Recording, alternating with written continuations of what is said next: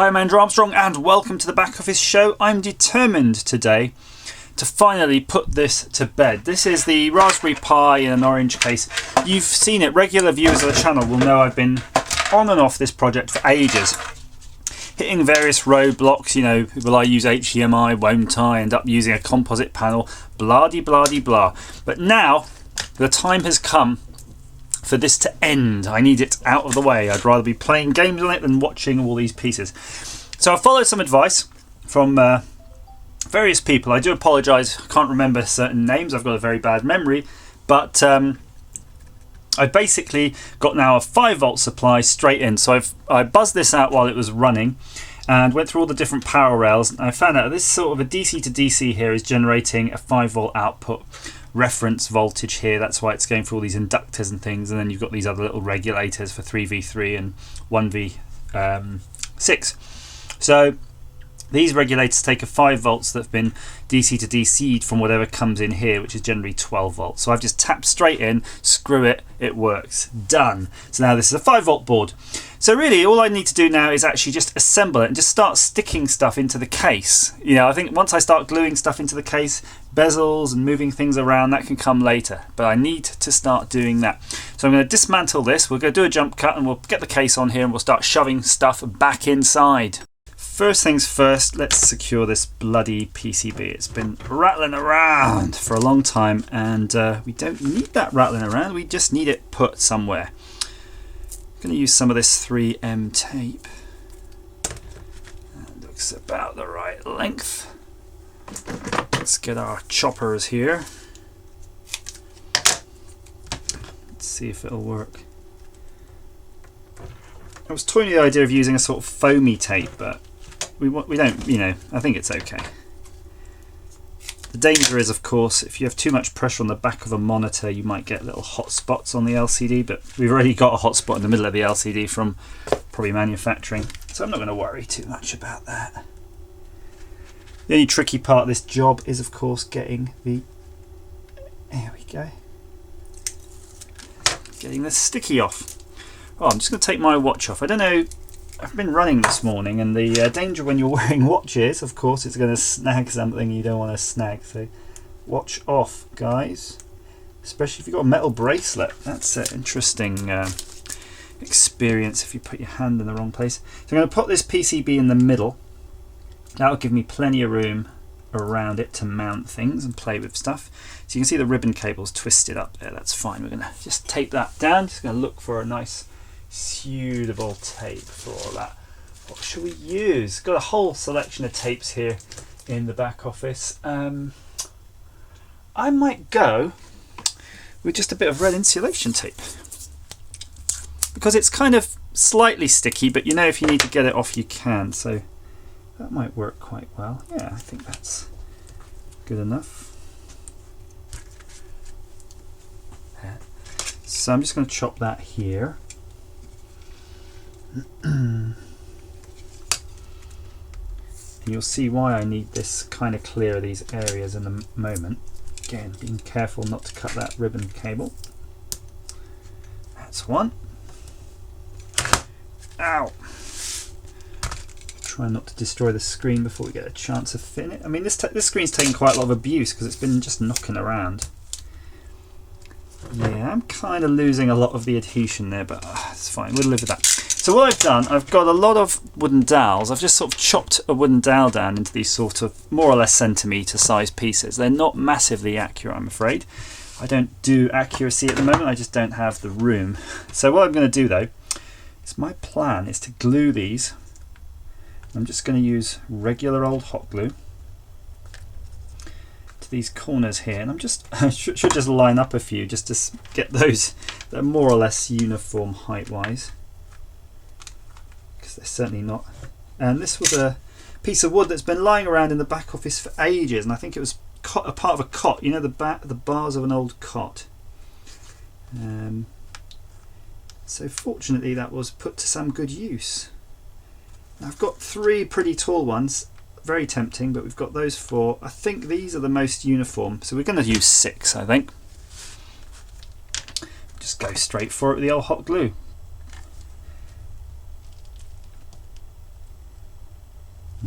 case.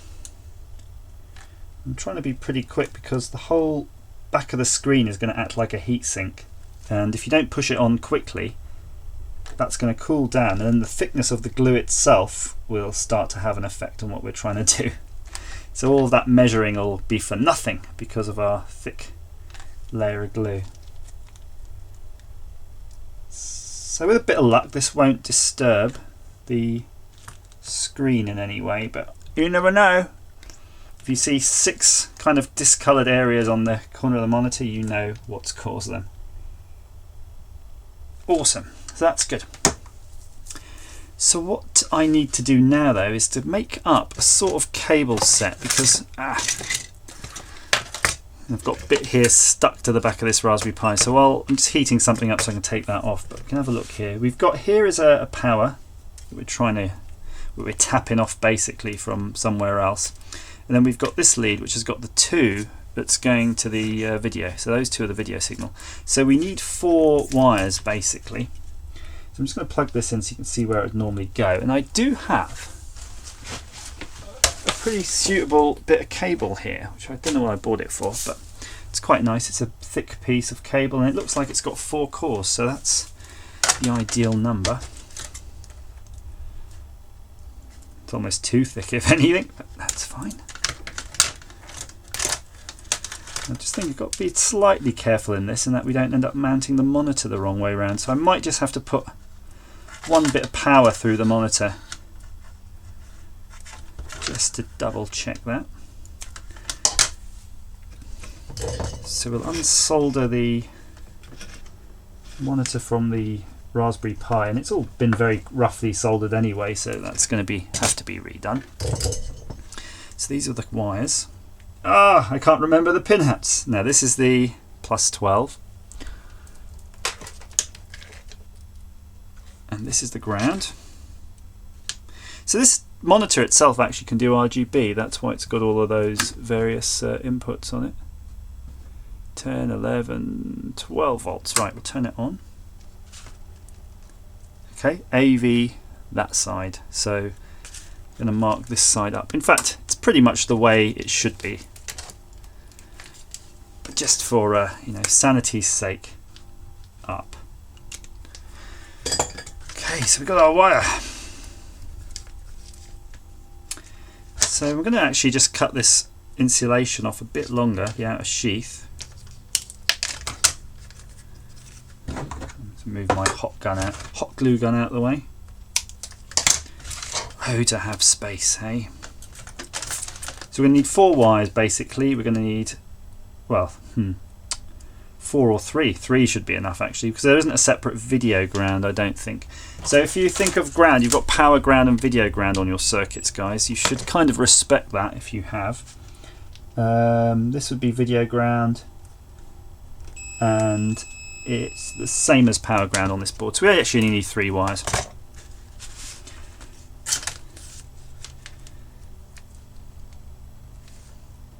So which 3 shall we choose? How about orange, blue and green? I think that would be a nice selection. So I'm just gonna tidy that brown one up. I don't like chopping wires off just in case you're going to need them, so they're not really in the way. We know that the cable's going to come in from the bottom here, so what we'll be able to do is actually just sort of hot glue that there, so it's got some sort of strain relief, because remember it's going to be going in where the hinge is. So when you open and shut it, that wire is going to be messed with every time, so we might need to work out a cool little strain relief system on that. So we're going to get these stripped. This is single core wire. This is really not good. If you're doing a hinge, don't use single strand wire. This is just, must be alarm wire or something. Not too happy about that.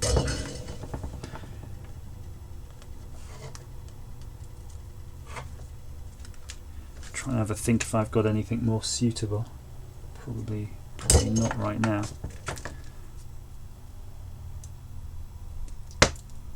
So just trimming those a little bit shorter. So we're going to make orange 5 volts, and we're going to make, when I get a second, we're going to make green ground, and we're going to make blue the signal. So green can go just anywhere really, like here. Boom. And blue is going to be the signal, which was this pin here, 4 from the end, this tiny little pin here. And we're going to solder, have a look at this. It's nice and tight. Get in tight there. We're going to solder straight in on that signal pin. Like so. So I'm just making this up as I go along, guys. I think you're kind of aware of that. I'm not following a master plan. Keypad for adjustment. Yeah, we might plug that in. Let's keep that in just in case you want to continue to use that. It's going to be hard to get to it afterwards, that's for sure. So we need to really suss our sort of strain relief mechanism now.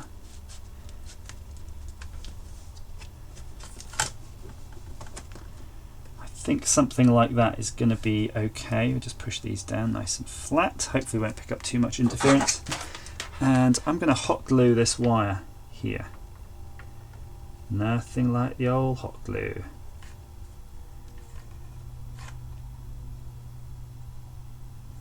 I'll come and see you back here in a moment when that's set. Okay, that's hooked up, got 5 volts on here, running through that whole reel wire. It's coming on, it looks good. It's not taking composite signal. I just tested it with a little gadget I use for testing. But it's kind of flickery, but that's just because the wire's so long. So that's pretty good. We'll knock that off now. I'm going to take that big old bit of cable away. I don't know how much I need actually right now. I'll tell you what, I'm going to just cut it at an arbitrary length, which is like a foot. So I think that'll definitely be enough, no matter where we're mounting it.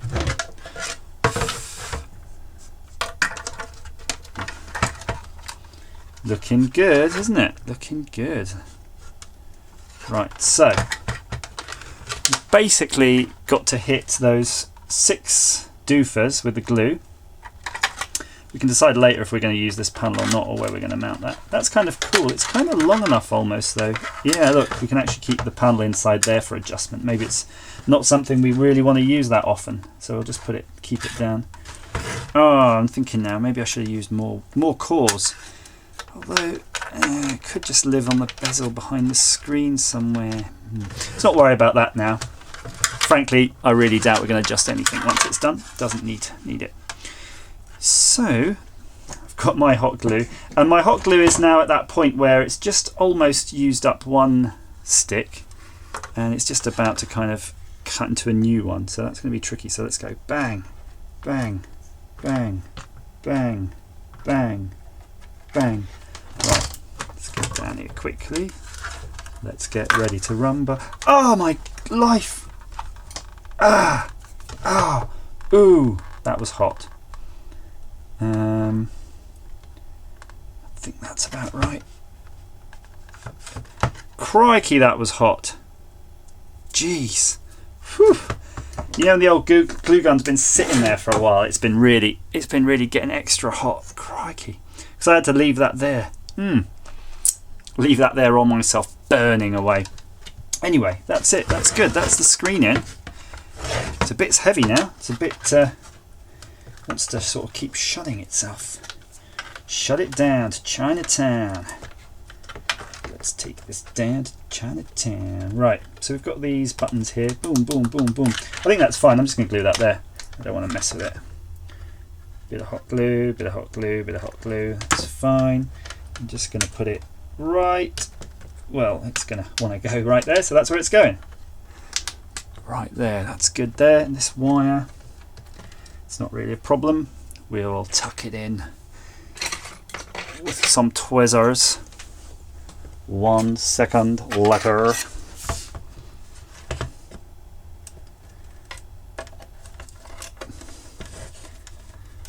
God, I can still feel that bloody sting. That gosh darn thing. Right, I think that's okay though. That's kind of nice. Yeah, you're going to need a lot more weight though in here. Hopefully that weight will come in the form of our battery. So there's our battery pack. Yeah, it's pretty good. If we can mount our stuff forward, I think we're going to be good to go. So let's just see though how we can handle our strain relief on this cable, because it would be nice to sort of come up with a solution of that works first. So it's going to come here.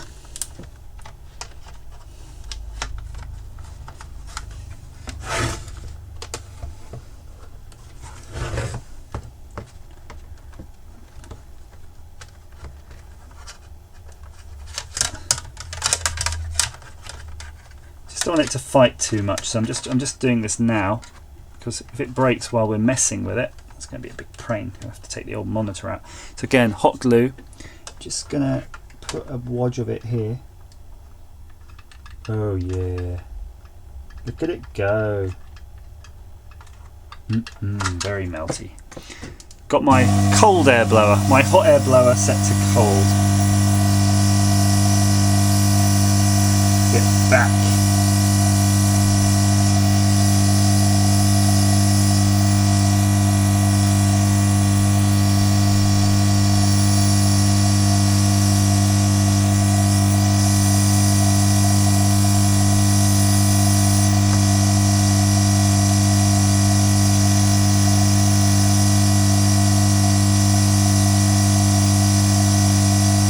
Nice, just starting to set now.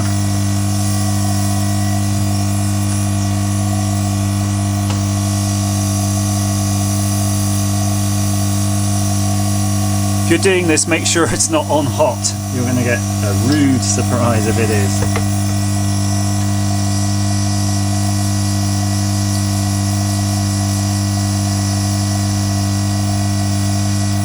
Right, so that's going to hopefully.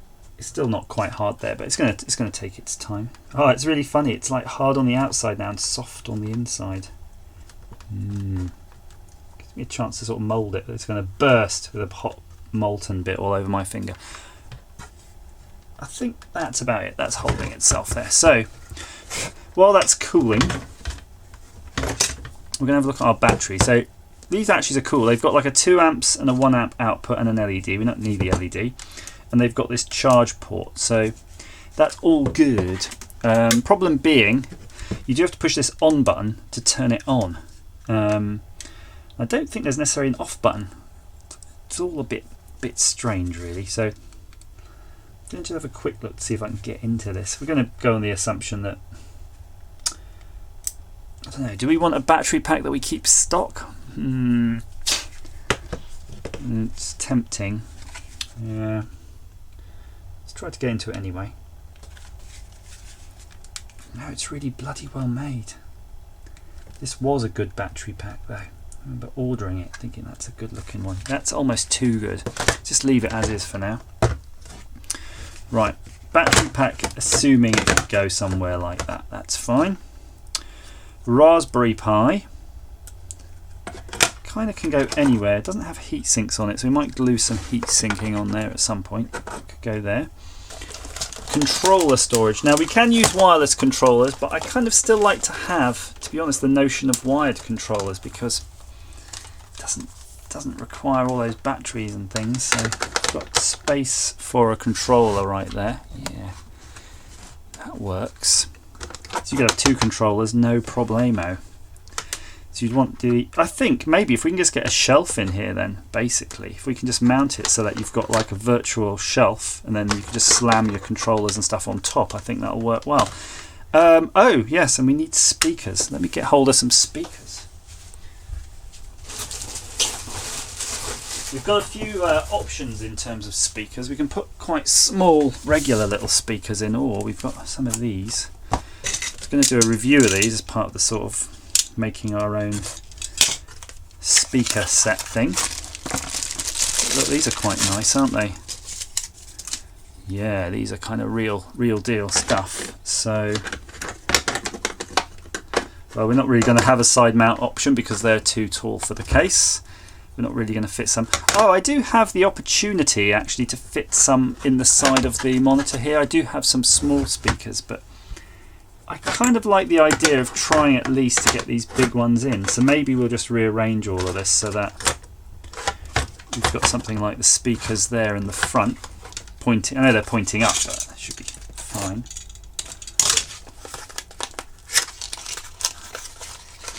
Or maybe the speakers should be pointing at the screen at an angle so the sound is bouncing back. Oh, okay, all the same, like that. How about that? It's a bit more weight again though towards the back still. Raspberry Pi there. Something like that maybe, a little something, a little something.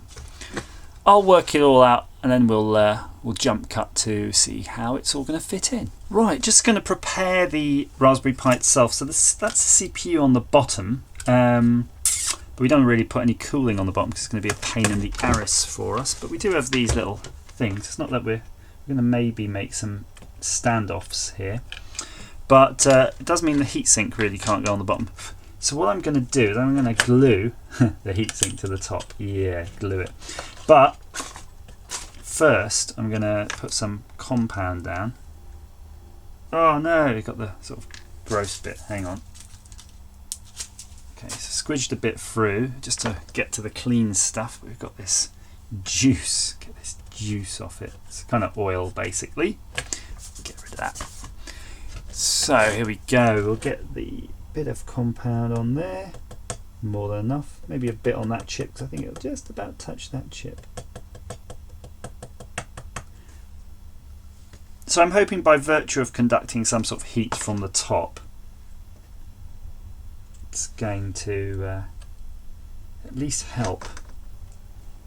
And I'm just checking, make sure it's not, doesn't seem to be shorting anything.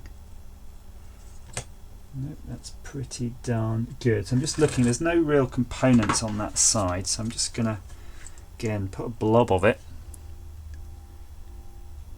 onto the PCB. Again.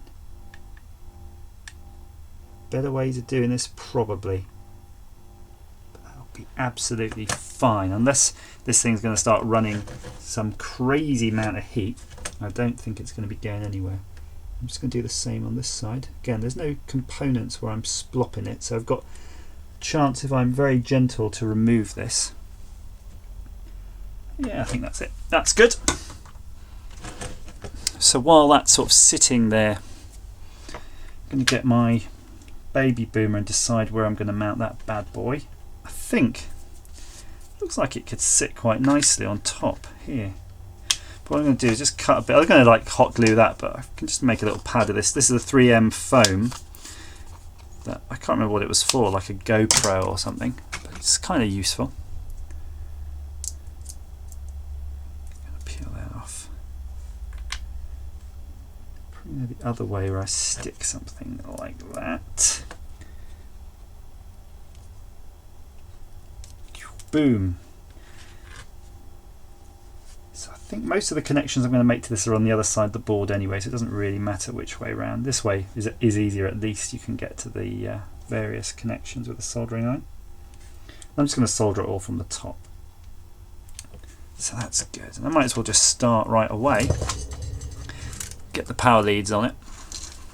You can have a look, have a little look-see while I'm doing that. So there it is right there. And we've got the 5 volts and the negative. But while I'm at it, I'm just going to do all the channels, audio, ground, speaker outputs. Nice work there. That's going to be nice and easy to solder to. I need to get round to it. Good. So we've got our 5 volt feed. So I'm going to tap from the bottom of the PCB because it's a lot easier. There's lots of places on a Raspberry Pi where you can get power. Oh, I didn't tin the wire. Just wondering why the wire wasn't soldering so well. If you can, make sure you tin it. You'll see the difference immediately if it's tinned or not, because it'll just work. There you go. See, tinned wire just solders right away. Hold it steady, unlike me. Keep moving it around. But just take this one off. I'll try to retrospectively tin that one.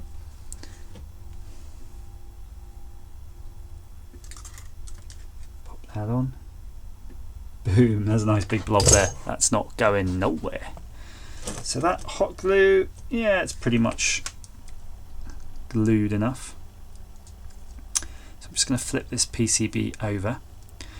Try not to hot glue wires down if you're using wires like this, because it's a bloody nightmare if you ever have to move anything. I think I can guess about it there. I'm pretty sure, looking at PCB, that's a ground there, so these can be quite short wires. Alternatively, I could have kept them long onto the other side of the board, but you know, I don't know, they might pick up noise or something. It's just not worth the hassle. Okay, that's the ground.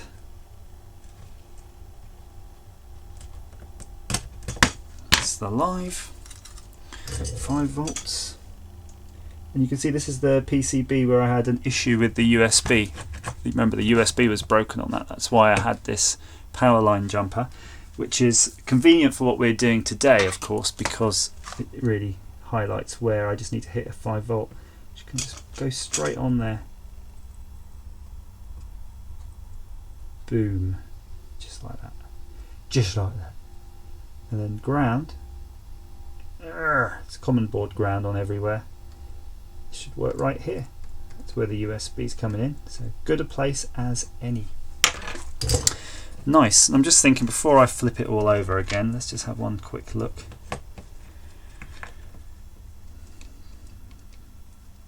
We've got our dowels here that we used as potential standoffs, so we can mount the board somewhere. Maybe just 2, maybe there and there. I'll put these 2 on for now. Those could be useful for us. I'm going to do that in exactly the same way. They are kind of on some very small surface mount components, so don't be so hasty to rip these off now, will you? You might be ripping off those little resistors, and that'll be bad news. If you're doing it right though, you could just do proper standoffs here and just use the screw hole mounting points, but boom! That's going to be good enough for me. Right, I'm going to solder the speaker wires on to the speakers themselves, and then we'll figure out the pinouts for this to get the video and sound.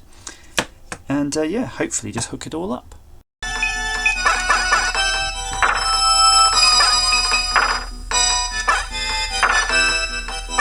Right, this is as far as I've got. I'm back. Bit of noise there. I'm getting noise. Might have to use some sort of shielded wire if you want to really eliminate that. So just going to zoom in, show you what I've been up to. Hooked up the speakers to the baby boomer. I've shoved a bit of wire in here. It's just to push the pins, because I think it expects a headphone to be in there, and if you don't get a bit of wire in there, you won't be able to solder the connections, and I'm going to show you those connections right now. So we're going to turn that over. So what I've done, I've put in some seriously fat wires because I'm driving the monitor actually off the same power supply, and normal USB cables don't tend to be able to handle enough current. You'll get a lot of the little lightning in the corner of your Raspberry Pi because it's going, oh, I'm losing too much current on the wire. And the other power supply I had, oops, it's all off now. The other power supply I had wasn't beefy enough, so I'm using one of these car battery booster ones, but I might have to work out a better way of doing this, frankly. Boosting up from a standard like lithium cell to 5 volts is not the way to go about it. It's better to take something that starts off higher like these, and these have got DC to DC converters in them to take you down. So you might need a separate DC to DC converter. I'm just going to unplug that SNES controller, as you can see. It is self-contained though, and it is all in the box more or less, so all that does remain really is just to organise it a bit better. So I've sort of kind of got everything hooked up. There are all the basic elements in there with the screen, so it's quite portable and it will be very neat. But I think that's as far as I'm going to go today with that. Need to work out some battery options. I might speak to Mr. Julian Illett, and he's the obviously battery meister, and he can probably tell me on the best way of getting a 5 volt source that's rechargeable for this, because otherwise we're not going to really get much further. I'm quite happy though with the screen and everything, and kind of the quality of the video. It's adequate. The sound is really good. These speakers are really good. You can see the bass really pumping in the games, and it does reverb nicely. It's definitely a good sound, so I think it's going to satisfy that need. But yeah, so that's it. That's as far as I got. Mr. Illett, please help me out. I'm going to throw that over to you. As ever, guys, thanks for watching.